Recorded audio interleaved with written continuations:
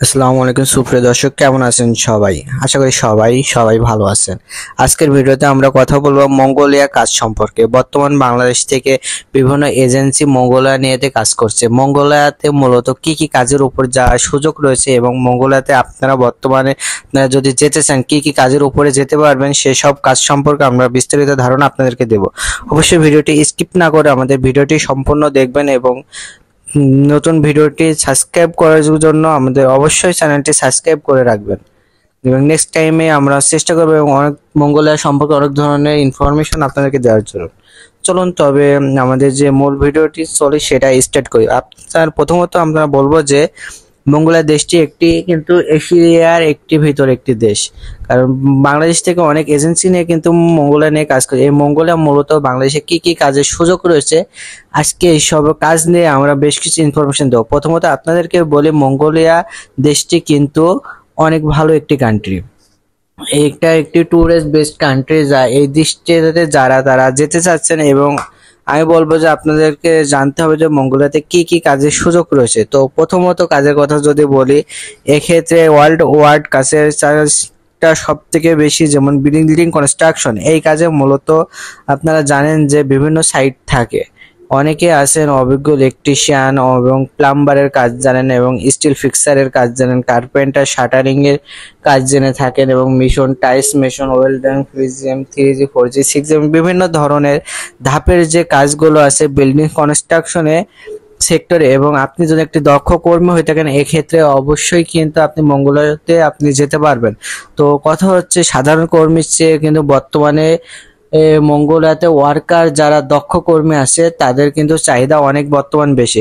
সাধারণ কর্মী কিন্তু এখন কমই নিচ্ছে এবং এই দেশটিতে বর্তমান কিন্তু ভিসা হচ্ছে এবং আপনারা কিন্তু ওয়ার্ক ভিসা নিয়ে বিএনটি ম্যান পাওয়ার ক্লিয়ারেন্স করে 2025 সালে আপনারা কিন্তু ঢুকতে পারবেন। তো কথা হচ্ছে এই যে বিষয় হচ্ছে আপনাদের এই বিষয়ে জানতে হবে এবং আপনারা ট্যুরিস্ট ভিসা যেন না পাঠায়।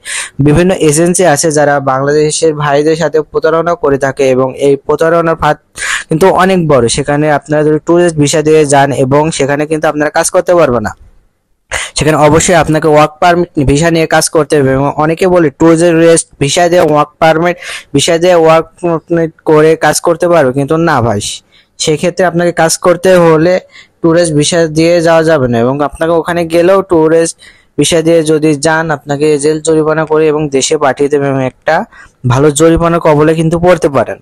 তো বর্তমান এখন যারা কাজের জন্য এই মঙ্গোলিয়া দেশটিতে যেতে যাচ্ছেন, আপনি যদি দক্ষ কর্মী হয়ে থাকেন এবং এই দেশটির জন্য ফাইল দিতে পারেন, শুধুমাত্র আপনার বিল্ডিং কনস্ট্রাকশন সেক্টর না এবং ট্যুরিস্ট সেক্টরে হোটেল কফি শপ এবং এছাড়া বিভিন্ন জায়গাতে আপনার কাজের সুযোগ রয়েছে এই দেশটিতে। তো আপনি যদি এই মঙ্গোলিয়া দেশটিতে যেতে চান এবং বাংলাদেশের বিভিন্ন এজেন্সি রয়েছে যারা আরএল নাম্বার আছে তাদের দ্বারা যদি আপনি ট্রাই করে থাকেন, অবশ্যই আপনি মঙ্গোলিয়াতে কিন্তু কাজের ভিসা নিয়ে যাওয়াটা অবশ্যই সম্ভব।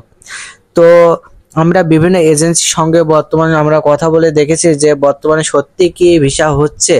তারা আমাদেরকে যতটুকু আমাদের জানিয়েছে যে বিভিন্ন এজেন্সি আছে যারা কিন্তু আসলে প্রতারিত করে থাকে, আপনার ওয়ার্ক ভিসা করে ট্যুরিস্ট ভিসা দিয়ে পাঠায়, কিন্তু সেখানে যাওয়ার পরে ওই যে এজেন্সি আছে তাদের সাথে আর কিন্তু যোগাযোগ করে না। পরবর্তী ওই ক্লায়েন্ট কিন্তু ওখানে যাওয়ার পরে বিপদে পড়ে যায়। তো এই বিষয়ে যারা বাংলাদেশ থেকে যাবে তারা কিন্তু অবশ্যই এই সম্পর্কে ভিসা কিন্তু বুঝে সুঝে যেতে হবে, কারণ টুরিস্ট ভিসা দিয়ে যাচ্ছে নাকি ওয়ার্ক ভিসা দিয়ে যাচ্ছে। আর যদি ওয়ার্ক ভিসা দিয়ে পাঠাই তাহলে আপনার বিএটি ম্যান পাওয়ার কমপ্লিট করে যেতে হবে।